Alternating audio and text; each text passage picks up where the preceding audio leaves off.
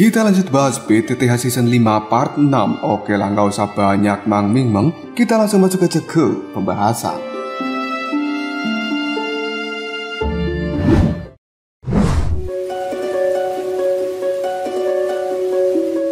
Kabar soal Xiaoyan yang berhasil mengalahkan Fu Hao kini sudah tersebar di akademi bagian dalam. Alhasil, nama Xiaoyan pun menjadi terkenal dan dia saat ini membentuk kelompok bernama Gerbang Pan. Xiaoyan mengajak kelompoknya untuk memasuki menara pembakar Qi, namun tidak disangka bertemu dengan geng putih yang dipimpin oleh Bai Cheng. Keduanya bersalaman sambil beradu energi. Hu Jia tidak terima dengan tindakan dari Bai Cheng. Jika mereka ingin bertarung, kelompok Xiaoyan ini tidak takut untuk menghadapinya.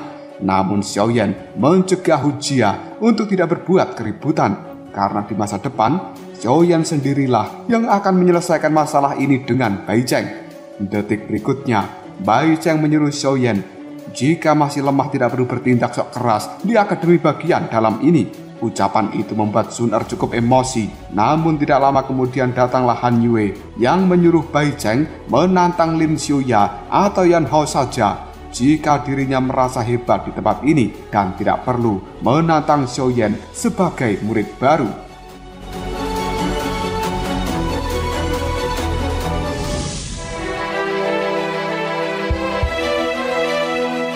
Bai Cheng kemudian masuk ke dalam menara pembakar Qi bersama dengan pasukannya. Xiaoyan dan yang lainnya pun ikut masuk ke dalam menara pembakar Qi. Namun sebelumnya Han Yue memperingati Xiaoyan untuk berhati-hati terhadap geng putih. Di dalam menara tersebut, Xiaoyan dan juga pasukannya diarahkan oleh seorang penjaga menara. Mereka kemudian masuk ke dalam ruangan latihan untuk meningkatkan kekuatan. Latihan pun dimulai. Mereka pun mulai bertapa dan perlahan-lahan energi dari api hati yang terjatuh mulai keluar, merambat ke dalam tubuh mereka. Saat berkultivasi ini, Xiaoyan mendapatkan penglihatan berupa aura yang mirip dengan naga, hingga akhirnya ia pun membuka mata. Namun karena terdapat segel, Xiaoyan belum bisa memastikan apakah penglihatannya tersebut adalah sesuatu yang benar. Yang lainnya pun saat ini telah selesai melakukan pelatihan dan kekuatan mereka telah naik level. Adapun Hu Jia dan juga Wu Hao tidak mengalami kenaikan level. Sementara Xiaoyan saat ini memiliki ketakutan. Jika yang lainnya berlatih lebih lama, kemungkinan tubuh mereka akan terkena invasi dari racun api. Xiaoyan pun menyuruh mereka semuanya untuk segera keluar, karena jika tidak, maka racun api di dalam tubuh mereka pasti akan menumpuk. Dan hal itu adalah sesuatu yang cukup berbahaya.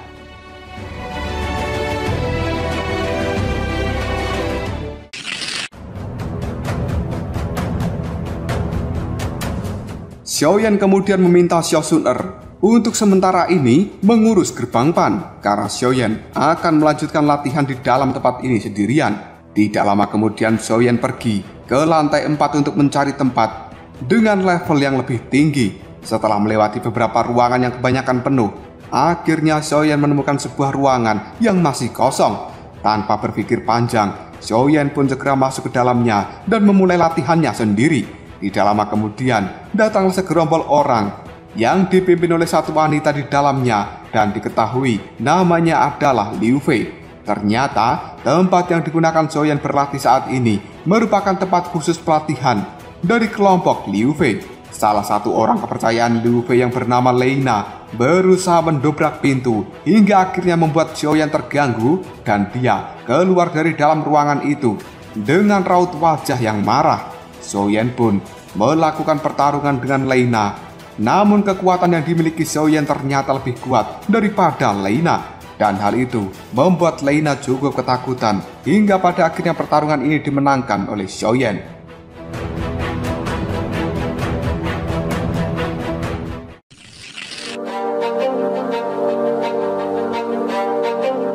Tidak lama kemudian salah satu tetua penjaga tempat ini pun menghentikan pertarungan antara Xiaoyan dengan Leina. Hal ini membuat Liu Fei dan juga yang lainnya cukup heran. Biasanya sang tetua itu tidak pernah peduli jika terjadi pertarungan di tempat ini. Tiba-tiba saja tetua itu pun menyuruh Xiaoyan untuk menarik kembali api teratai amarah Buddha yang ada di tangannya. Sang tetua pun bertanya pada Xiaoyan tentang apa yang telah terjadi di dalam tempat ini. Namun sebelum Xiaoyan menjawabnya, Liu Fei pun menyela dan memberikan penjelasan dengan memutarbalikkan fakta namun tidak ada sedikit pun tanggapan dari sang tetua itu karena dia masih menunggu jawaban dari Xiaoyan. Setelah mendengarkan penjelasan dari Xiaoyan, tetua ini pun memberikan hukuman kepada Leina, Liu Fei, dan juga Xiaoyan. Hukuman terhadap Leina berupa hukuman selama 30 hari untuk tidak boleh melakukan pelatihan di menara pembakar Qi ini. Sementara Liu Fei juga mendapatkan hukuman selama 10 hari untuk tidak boleh melakukan pelatihan. Sedangkan Xiaoyan dihukum selama 5 hari. Hal tersebut membuat Liu Fei cukup kesal lantaran hukumannya lebih banyak daripada Xiaoyan. Selanjutnya, Xiaoyan pun berencana akan pergi ke lantai yang lainnya untuk mempercepat pelatihan supaya kekuatannya bisa naik dengan pesat.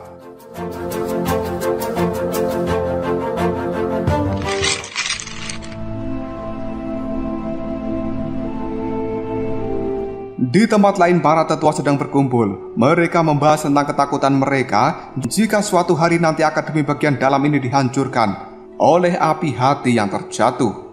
Karena sebab itu, mereka pun akan mencari cara supaya bisa melindungi tempat ini. Dan mereka juga membahas tentang Xiaoyan yang tergolong luar biasa karena di umurnya yang belum ada 20 tahun sudah memiliki api surgawi di dalam tubuhnya, yang hal itu tidak bisa didapatkan oleh sembarang orang. Karena di masa depan nanti sudah diprediksi akan terdapat kerusuhan, maka mereka akan membutuhkan bantuan dari seseorang seperti Xiaoyan ini. 4 hari kemudian, Xiaoyan telah melakukan kultivasi tanpa henti. Hal tersebut membuahkan hasil yang baik hingga Xiaoyan berhasil menembus Dadoshi bintang 7. Dalam sekejap, Xiaoyan teringat dengan seekor naga yang diketahui bernama api hati yang terjatuh dan telah ditemuinya beberapa waktu yang lalu. Hal itu akan membuat kekuatan Xiaoyan bisa meningkat dengan cepat jika dirinya berhasil mendapatkan benda itu.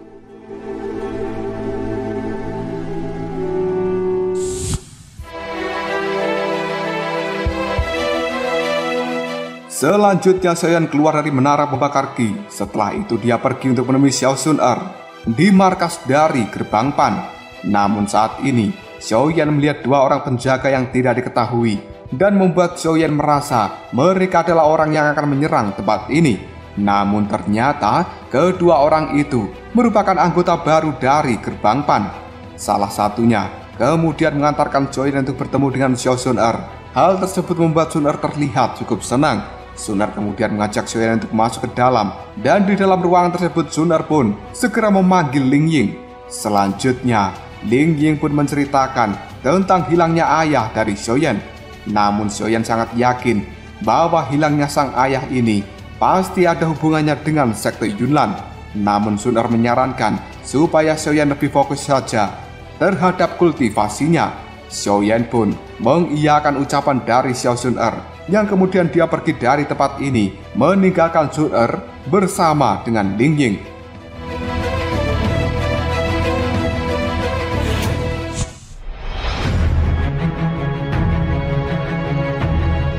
Ketika Xiaoyan sudah pergi dari tempat ini, Sun-er pun bertanya pada Ling Ying apakah dia mengetahui tentang sekte Yunlan. Ling Ying pun mulai menjelaskan kepada Sun-er menurut apa yang dia ketahui. Terdapat kemungkinan lain bahwa hilangnya ayah Xiaoyan ada hubungannya dengan aula jiwa, dan mereka telah mengetahui bahwa keluarga Xiaoyan memiliki sebuah kunci yang lainnya. Tidak lama kemudian Ling Ying pun pergi dari tempat ini. Sementara di tempat lain Xiaoyan terpenung sendirian dengan membawa batu giok milik klan Xiao. Xiaoyan saat ini sedang memikirkan keberadaan dari sang ayah yang belum diketahui, dan tidak lama kemudian Sun-er muncul. Dia menghampiri Xiaoyan. Raut wajah dari Sun-er terlihat cukup panik karena dirinya melihat batu giok yang saat ini dipegang oleh Xiaoyan. Sun-er pun pura-pura bertanya tentang benda apa yang dipegang oleh Xiaoyan itu, dan Xiaoyan menjelaskan bahwa ini adalah benda yang telah turun-temurun di keluarga Xiaonya selama ini. Sun-er pun kemudian menyuruh Xiaoyan untuk menyembunyikan benda itu. Jangan sampai ada satupun orang yang melihatnya, karena itu adalah sesuatu yang bisa membahayakan nyawa Xiaoyan.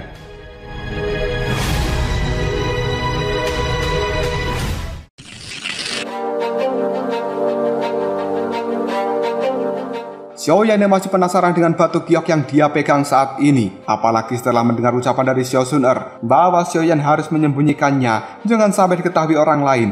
Hal itu membuat Xiaoyan bertanya pada Yalong tentang batu giok ini yang sebelumnya Xiao Sun-er telah menyebutkan bahwa benda ini merupakan batu giok kaisar kuno Tause. Yalong pun menjelaskan pada Xiaoyan bahwa sebenarnya benda itu adalah sebuah kunci untuk bisa mendapatkan kekuatan yang besar. Jika batu giok kaisar kuno Tause ini diketahui oleh banyak orang, kemungkinan mereka akan segera bergerak untuk merebutnya. Yalong pun sangat yakin jika batu giok kaisar kuno Tause yang ada di tangan Xiaoyan akan mampu membantu dirinya di masa depan. Hal tersebut membuat Xiaoyan semakin bertekad untuk meningkatkan kekuatannya supaya segera bisa mendapatkan api hati yang terjatuh di dalam Akademi Jianan bagian dalam ini.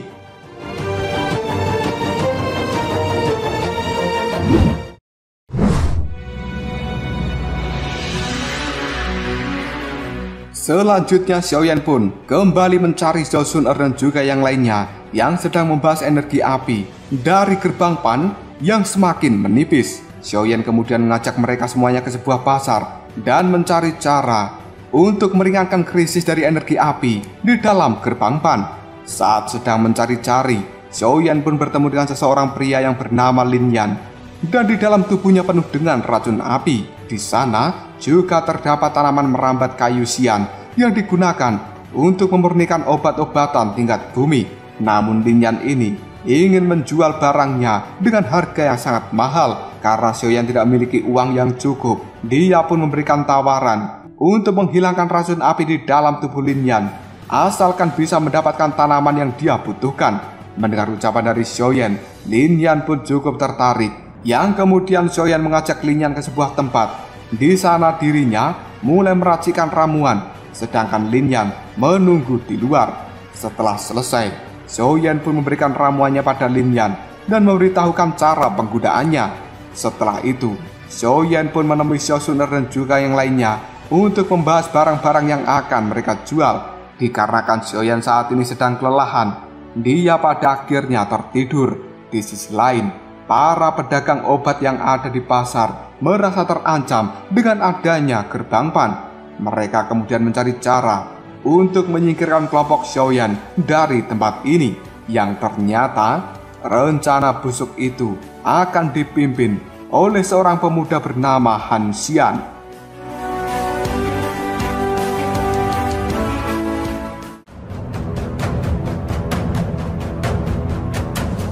Lalu apakah yang akan terjadi selanjutnya? Apakah Han Xian mampu menyingkirkan kelompok gerbang Pan dari penjualan obat yang ada di pasar? Karena Han Xian saat ini merasa sangat tersaingi oleh tindakan dari Xiaoyan dan juga kelompoknya. Jika kalian penasaran, tunggu aja jawabannya di next video.